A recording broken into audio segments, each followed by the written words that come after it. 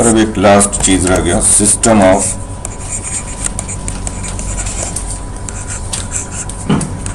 Three linear equations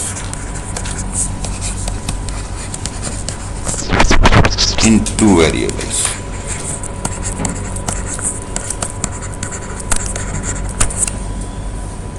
variables दो ही हैं, से X and Y, but equation तीन इक्वेशंस दो वेरिएबल।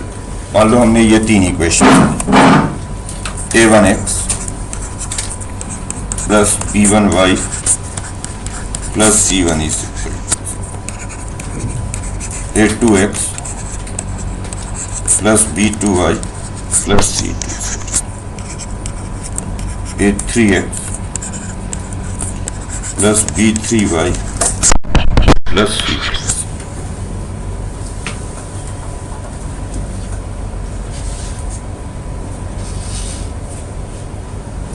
ठीक, अगर आपको चेक करना हो कि ये कंसिस्टेंट सिस्टम है या इनकंसिस्टेंट सिस्टम है। कंसिस्टेंट सिस्टम का मतलब कि ऐसा कोई एक्स और वाई है जो तीनों को सेटिस्फाई करेगा, और अगर ऐसा कोई एक्स वाई नहीं है जो तीनों को सेटिस्फाई करे, यानी नो सॉल्यूशन है, तो हम कहेंगे सिस्टम इनकंसिस्टेंट। तो ऑब्वियसली ये तीन लाइन से सिंक किया था, तो आपको पता ही है, टू डायमेंशन कोऑर्डिनेट ज्योमेट्री तो आप पढ़ ही चुके हैं 11th में। तो ये तीन लाइंस की इक्वेशन है। लीनियर इक्वेशन जो होता है एक्स और वाई में, वो लाइंस है। अगर ये लाइंस पैरेलल लाइंस नहीं है, क्योंकि अगर पैरेलल लाइंस हो गई तब तो आप देखते ही कर दो कि इनकंसिस्टेंट है, क्योंकि पैरेलल लाइंस है तो कभी मिलेंगी नहीं। तो अगर पैरेलल लाइंस है तब तो वैसे ही पता लग जाता है कि इनकंसिस्टेंट है, क्योंकि इनमें कोई एक्स वाई कॉमन नहीं होगा, ये मिलेंगे ही नहीं। अगर ये नॉन पैरेलल लाइंस है,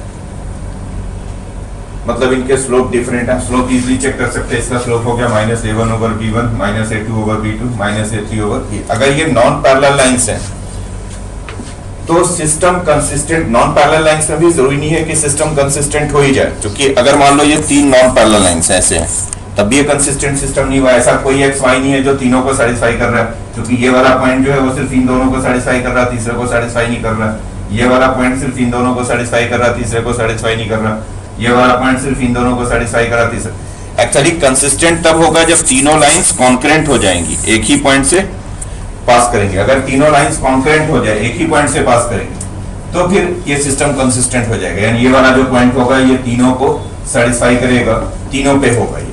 तो एक्चुअली कंसिस्टेंट तभी होगा जब तीनों की तीनों लाइंस जो है वो कॉन्करेंट हो जाएंगी, एक ही पॉइंट से पास कर रही होंगी, या फिर तीनों लाइंस आइडेंटिकल हो जाए, मतलब तीनों लाइन वो बहुत सेम हो जाए, यानी तीनों लाइन एक दूसरे को कोइंसाइड कर जाए। ऐसा भी हो सकता है कि तीनों लाइंस एग्जैक्टली सेम है, तब भी कंसिस्टेंट है, क्योंकि तीनों लाइन सेम है, तब तो फिर सारे पॉइंट उनके कॉमन है।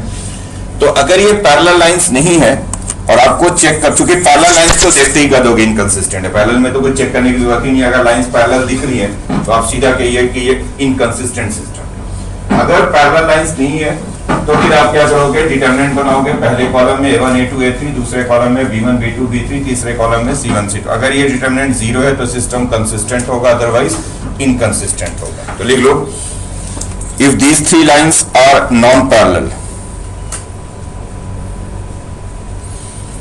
if these three lines are non-parallel, then the system is consistent only when the determinant, ये determinant लिख लो, पहले कॉलम में a1 a2 a3, दूसरे कॉलम में b1 b2 b3, तीसरे कॉलम में c1 is equal to 0. The system is consistent only when a1 a2 a3 b1 b2 b3 c1 c2 c3।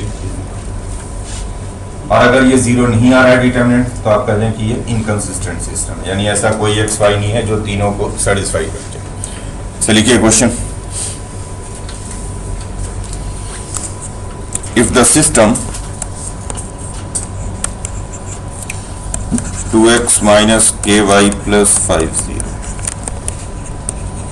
3x plus 2y minus 10, x minus 4y plus 20 is consistent, then find the value of k.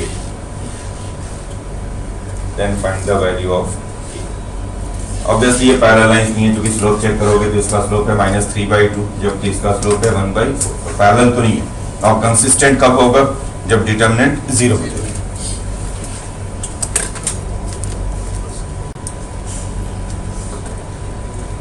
देखो, consistency के लिए ये determinant 0 होना चाहिए। पहले column में 2 3 1, दूसरे column में -k2 -4 और तीसरे कॉलम में 5 -1 एंड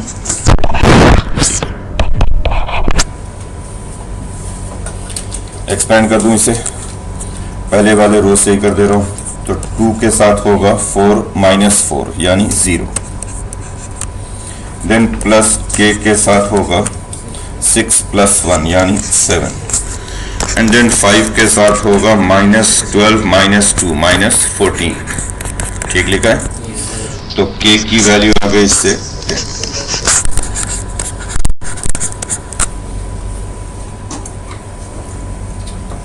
ठीक है ये? तो चलिए नेक्स्ट क्लास में इनवर्स ट्रिग्नोमेट्रिक फंक्शंस करेंगे। फॉर्मूला जरा रिवाइज करके आइएगा ट्रिग्नोमेट्री के।